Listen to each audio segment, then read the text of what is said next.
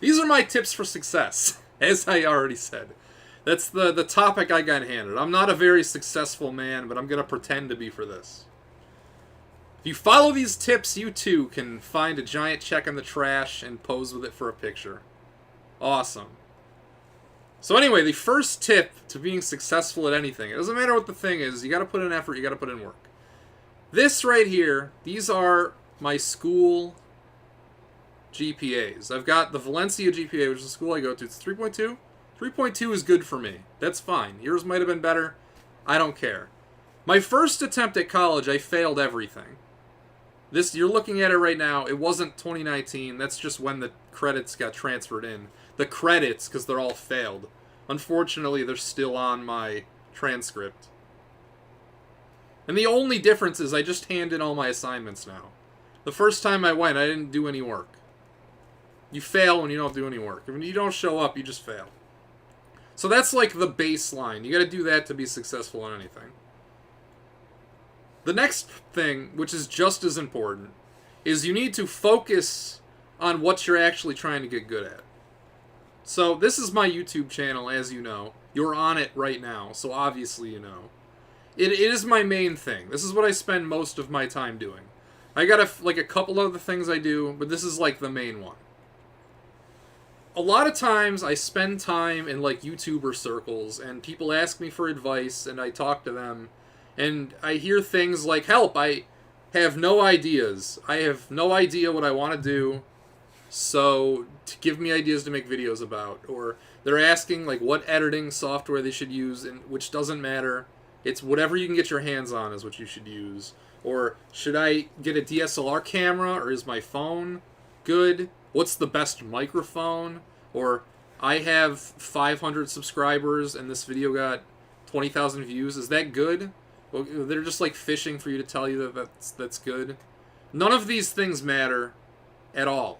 None of these have anything to do with making YouTube videos. They just serve to be sugar plums in your head, distracting you from actually putting in work to doing the thing you want to get good at. I just skipped past this yet. Just focus on doing the thing. The next thing is you got to take accountability for what you do. It's my next tip for success. A lot of times in YouTube, when things are not going well, they will say things like, oh, the algorithm hates me, or I'm shadow banned, or my video is better than their video, but I only got 10% of the views.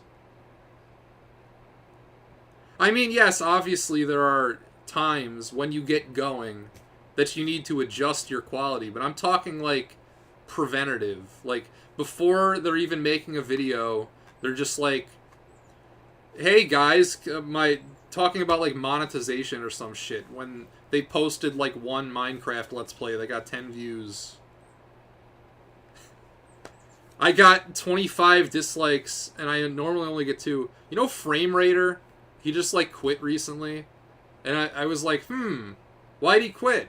So I went on his Twitter, and he's not cut out for it, because he had a tweet that was basically exactly this, where he's like, why did I get 20 dislikes on this video? I normally only get... It's goop. It doesn't fucking matter. It has nothing to do with your success. And then there's people that just like, they get discouraged. It's like, oh, my Final Fantasy series retrospective. I was going to do the full series, but I posted part 1, and it only got 200 views, so I haven't uploaded in 8 months because of that. That has nothing to do with your success on YouTube. That has nothing to do with your success on life. That's in the past. You move on. If you actually want to be successful, you keep doing the thing, because that's what's important. This is loser talk. You got to take accountability and change things if you're not happy. Another tip for success is you need to control what you can control. Don't worry about anything else. Just control what you can. If you're saying that it's too late and you would have been more successful on YouTube if you started 10 years ago, it's probably true, but also it's not something you can control. The best time to plant a tree is now. It was 10 years ago, but the second best time is right now. They're saying things like, it's just luck, and I'm unlucky. Okay, if it's just luck and you can't control it, then just put yourself in the best position to be lucky. The algorithm only likes open face. It's crazy. Mr. Beast thumbnails. Okay, well then maybe make some yourself. If you get in a mindset where you think that the system is rigged against you, then you're not going to try, and you've already admitted defeat before you've started. Again, this is just true for anything in life. It doesn't have to be YouTube. You got to control what you can control and don't worry about anything else. So, oh, I got an extra slide in there. I'm glad I went through this. I got to take that out. So, to illustrate my points, I have a story.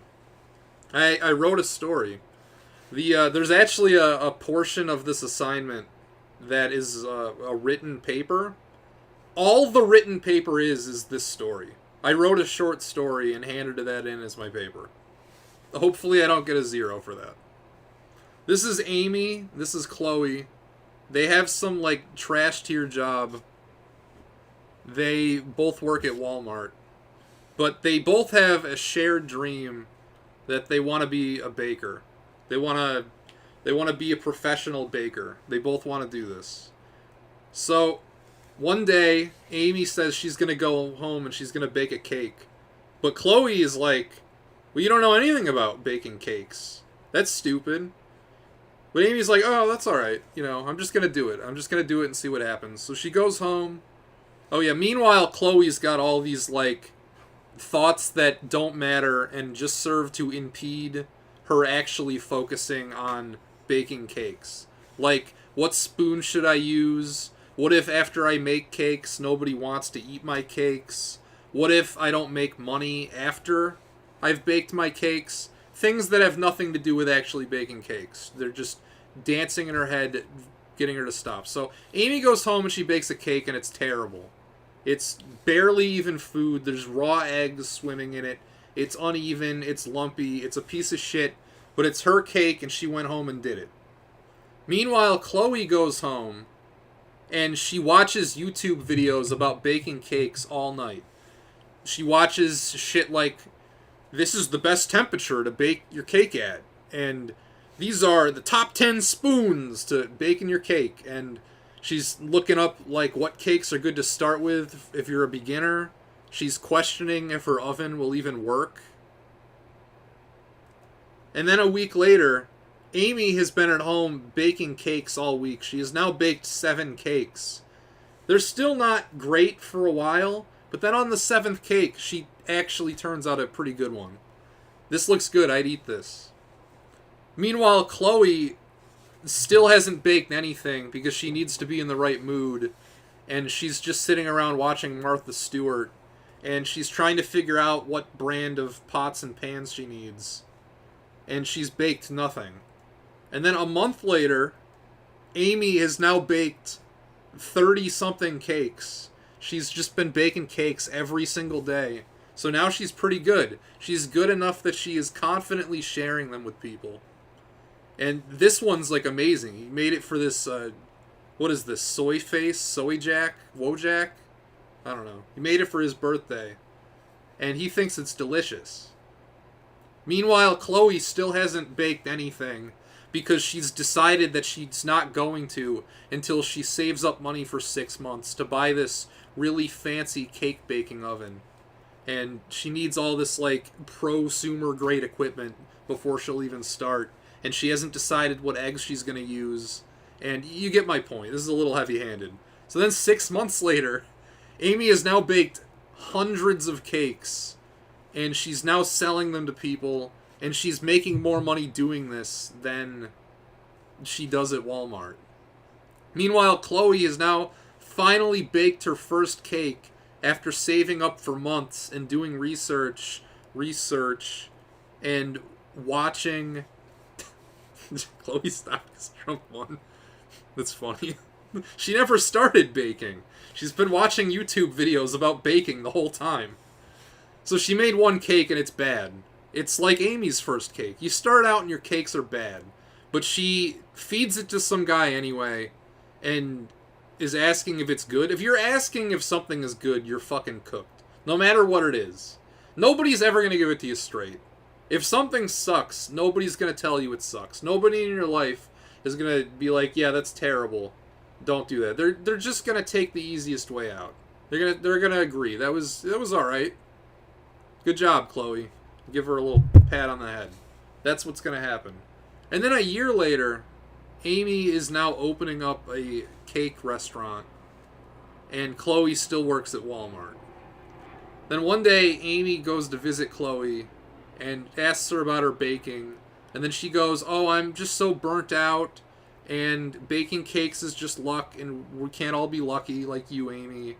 And people seem to like my cake when I made it, but then nobody wanted to buy it, and I kept making cakes, and people didn't want to eat them most of the time. And your store is going to fail because you can just go to Walmart and buy cakes anyway."